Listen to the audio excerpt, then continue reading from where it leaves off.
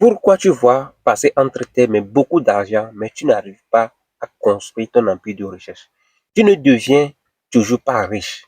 Tu n'es pas toujours à l'abri des tempêtes financières, mais tu vois passer entre tes mains beaucoup d'argent. Reste concentré, je te dis tout dans cette vidéo.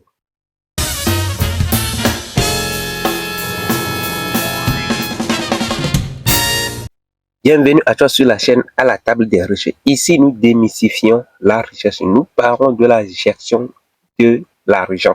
Nous parlons de l'investissement, nous parlons de l'entrepreneuriat. Si tu es intéressé, abonne-toi, active la cloche de notification et partage la vidéo. Aujourd'hui, nous allons voir les erreurs que nous faisons et qui nous maintiennent dans la pauvreté ou du moins qui ne nous aident pas à évoluer avec notre salaire.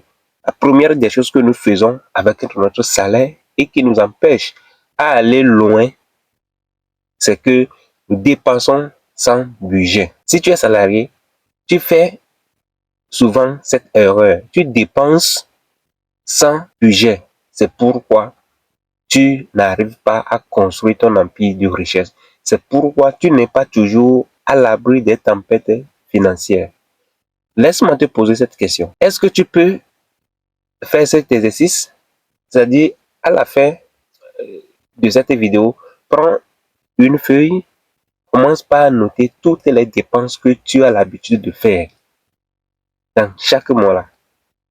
Prends une feuille tout à l'heure et écris sur cette feuille toutes les dépenses que tu as l'habitude de faire. Tu fais souvent.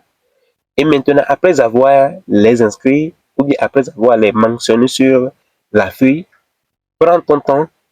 Maintenant, étudie ces dépenses et commence par supprimer les moins importantes. Tu vas écrire sur la feuille les dépenses que tu fais dans le mois. Les dépenses que tu fais souvent dans le mois. Maintenant, tu vas commencer par réfléchir et étudier ces dépenses. Est-ce que j'ai vraiment besoin de faire ça dans le mois?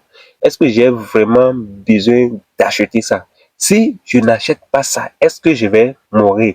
Est-ce que je vais tomber malade? Est-ce que quelqu'un mourra? Est-ce que? Tu vas commencer par poser ces questions. Quand tu poses ces questions, tu vas trouver des dépenses qui sont souvent des dépenses moins importantes. Alors, il faut les supprimer. Quand tu fais cet exercice, tu vas te retrouver avec une liste de dépenses réduites. Alors, ce sont les dépenses nécessaires que tu dois faire. Maintenant, une fois que tu as cette liste, il faut faire un budget pour ces dépenses. C'est très important. Alors, la deuxième des choses que nous faisons également, c'est que nous négligeons l'épargne. Quand tu es salarié, la première des choses qui nous viennent à l'esprit quand on touche le salaire, c'est ça qui est très important. Toi, je te pose la question, quand tu touches le salaire, ou du moins tu touches un revenu, qu'est-ce que tu fais premièrement? Qu'est-ce qui arrive dans ta tête? Commence par les choses importantes. C'est très important. Ne me dis pas que l'épargne, c'est une option. Non, c'est plutôt une dépense, c'est plutôt une nécessité. C'est une obligation. Tu dois épargner parce que sans épargne, tu ne pourras pas construire ton avenir financier. Tu ne pourras pas devenir riche parce que le salaire, peu importe ce que tu gagnes, ne te rendra jamais riche. Troisième des choses que nous faisons et que je vais partager avec vous, c'est que nous s'endettons pour les biens de consommation. Je dis, les salariés souvent, ils sollicitent des prêts. Ils s'endettent. Ils s'endettent pour les biens de consommation. Ça peut être la voiture, ça peut être la télévision, ça peut être la moto, ça peut être, je ne sais pas, un abonnement. Ces biens, ce sont des choses que nous avons réellement besoin dans la vie. Mais pas à un niveau jusqu'à on doit aller faire les prêts pour payer ça.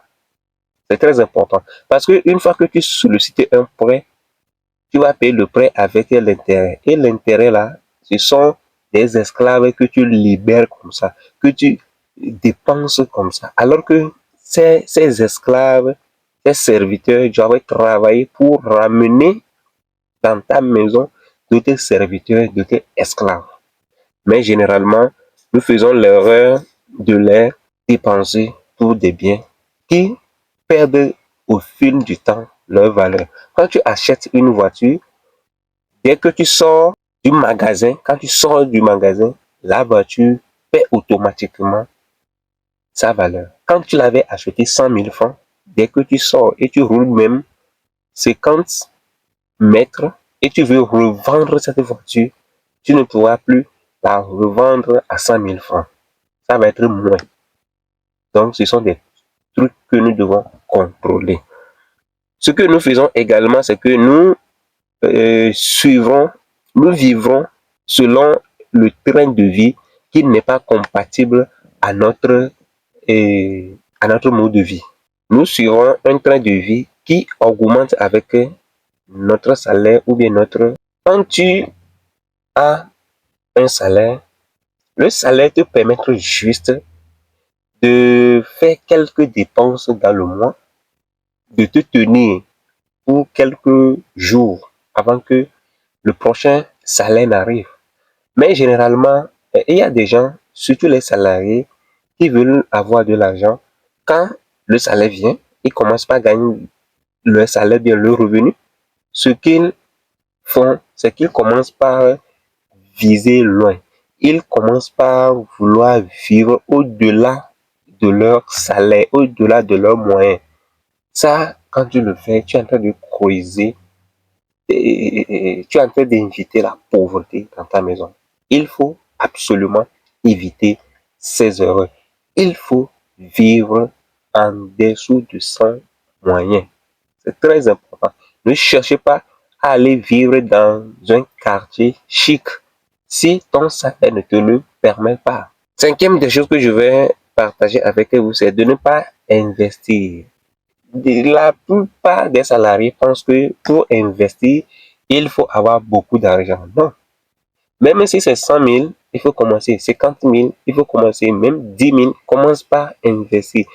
Comment est-ce qu'on investit? Alors, il faut sur des formations. Il faut prendre des formations sur l'investissement. Et tu vas avoir maintenant les opportunités.